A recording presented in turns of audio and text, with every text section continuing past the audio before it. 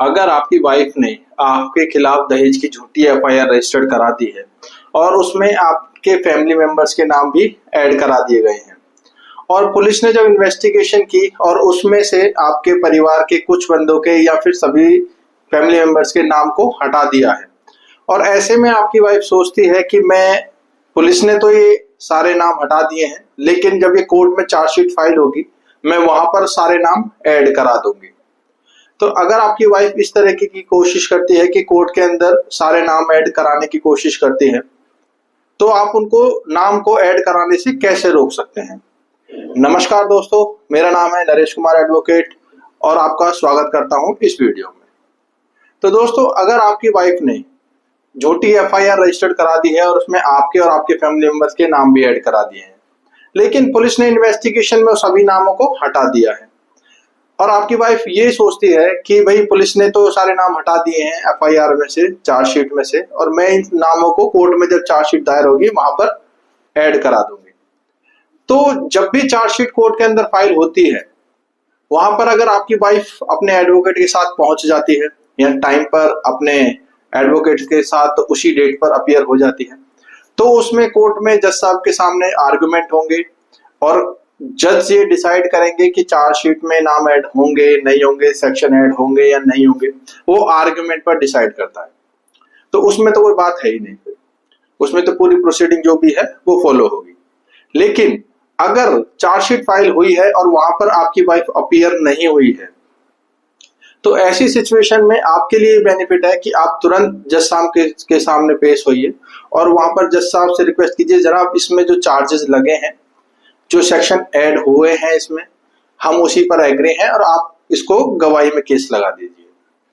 तो मोस्टली जज साहब इसमें कोई ऑब्जेक्शन नहीं करते, क्योंकि कंप्लेनेंट तो वहां पर है नहीं और जो एक्यूज्ड है उसके खिलाफ जो चार्जेस लगे हैं, जो सेक्शन लगे हैं, वो उसमें एग्री है। तो उस कंडीशन में जज साहब हमेशा यही करते हैं कि ठीक है, आप अगर इस सेक्शन से एग्री है तो आपका केस हम गवाही में लगा देते हैं। तो नॉर्मल जो गवाही में जो केसेस लगते हैं, उसके बाद जो डेट मिलती है 3 महीने 4 महीने या उससे भी ज्यादा तक की डेट मिल जाती है।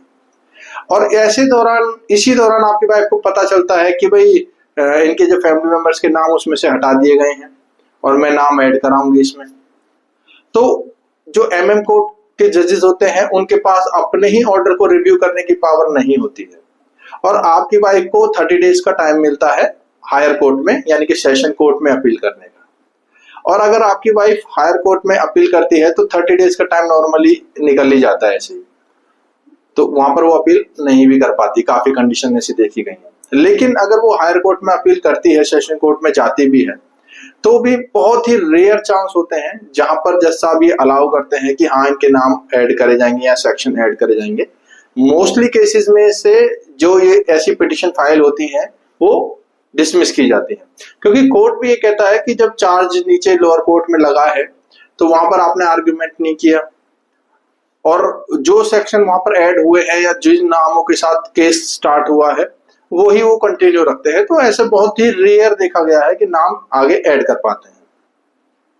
तो अगर आपके हायर कोर्ट के अंदर नाम ऐड नहीं हुए और आपकी वाइफ अगर ज्यादा पैसे वाली है और वो सुप्रीम कोर्ट या हाई कोर्ट तक भी जाती है, तो ऐसे में लोअर कोर्ट में डेट, जो एविडेंस की डेट होती है या के पीडब्ल्यू की डेट आती है, गवाही की डेट आती है, वो आ जाती है। और ऐसे में आपकी वाइफ अगर गवाही पे अपीयर नहीं हो रही है, कोर्ट में नहीं आई है, तो आप हाई कोर्ट में ये चीज बोल सकते हैं कि जनाब लोअर कोर्ट में जो हमारा ट्रायल पेंडिंग है, जो चल रहा है, वहां पर हमारी ये जो वाइफ है ये वहां पर अपीयर नहीं हो रही, गवाही नहीं दे रही है और आपके यहाँ ऊपर हायर कोर्ट में पिटीशन फाइल कर दी है। तो आप ये सब चीजें वहां पर बोल सकते हैं। और अगर आपकी वाइफ कोर्ट में आती है गवाही के लिए, तो वहां पर आप उनसे, जो आपके एडवोकेट उनसे सवाल जवाब करेंगे, जो क्वेश्चंस करेंगे, तो वहां पर उसका झूठ पकड़ा जाएगा। तो आप ये सब चीजें हाई कोर्ट में बता सकते हैं कि इस तरीके से जो इन्होंने वहां पर गवाही दीजिए, देखिए इन्होंने झूठी गवाही दी थी, इन्होंने गलत एलिगेशन लगाए थे, तो वो सारे एविडेंस आप वहां कोर्ट के अंदर पेश कर सकते हैं। तो मोस्टली जब भी कोई क्लाइंट होता है ना, तो ये टेक्निक अपनानी पड़ती है अपने क्लाइंट के लिए, उसकी सेफ एंड साइड के लिए।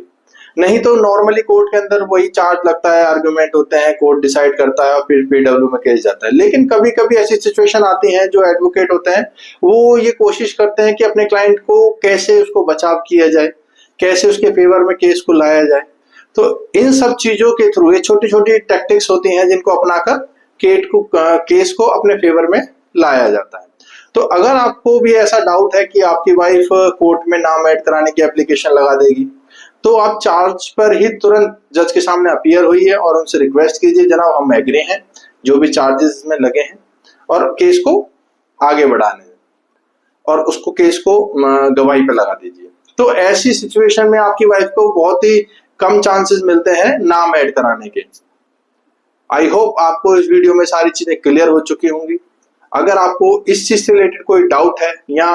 हस्बैंड वाइफ के फैमिली मेंबर से रिलेटेड कोई डाउट है तो आप मैसेज कर सकते हैं, आप कमेंट कर सकते हैं। और अभी तक आपने हमारे चैनल को अभी तक सब्सक्राइब नहीं किया है तो चैनल को सब्सक्राइब कर लीजिए, बेल आइकन दबाना ना भूलें ताकि लेटेस्ट वीडियोस जो है वो टाइमली आपके पास आती रहे। और इस चैनल को, इस वीडियो को ज्यादा से ज्यादा लोगों के पास शेयर कीजिए ताकि उनको भी अवेयरनेस हो सके, नॉलेज हो सके। तो दोस्तों मिलते हैं अगली वीडियो में किसी नई इंफॉर्मेशन के साथ, नई नॉलेज के साथ। मैं Naresh Kumar advocate, thank you very much.